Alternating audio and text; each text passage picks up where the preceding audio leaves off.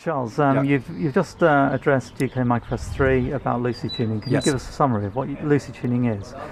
It's a mean tone system derived from pi, originally discovered in 1700 by John Longitude Harrison. It allows you to transpose and modulate infinitely.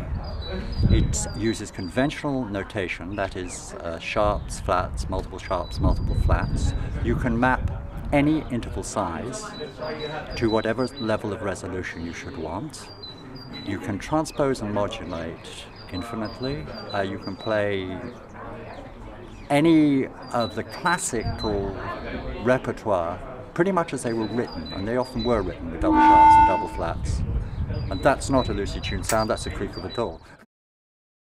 How can lucid tuning be applied to standard instruments, and what types of music do you apply it to? Okay, it can be applied to any standard instruments, but you may need to modify those instruments. We have worked out how to do it for just about every possible instrument. With guitars, for example, you need to refret your guitars. If you're using wind instruments, you may need to change your fingering, you change your embouchure. Using brass, you can do it mainly with the embouchure and having good ears.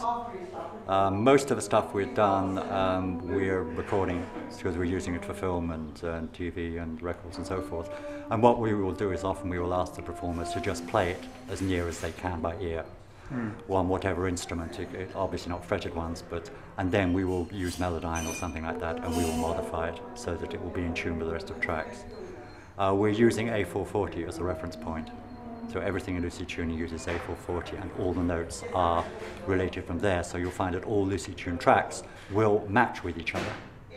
So wherever they've been recorded, as long as you use A440, then all C will always be the same. Right. It's a matter of finding an arbitrary standard which everyone can agree on.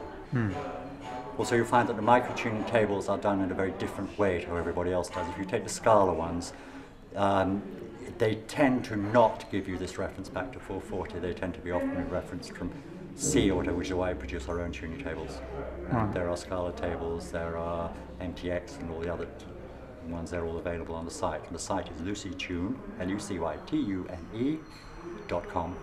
And go there, and the lullabies are at lullabies, that's conventional spelling, .co.uk. Okay. And there's movies there, those of you who like cartoons, there's some cartoons my son has produced, and there's bits of music, and there's examples of how it was recorded, how it was made, and there's people playing live instruments, and you could probably spend 12 hours on the Lucid Tune site. There's just so much there.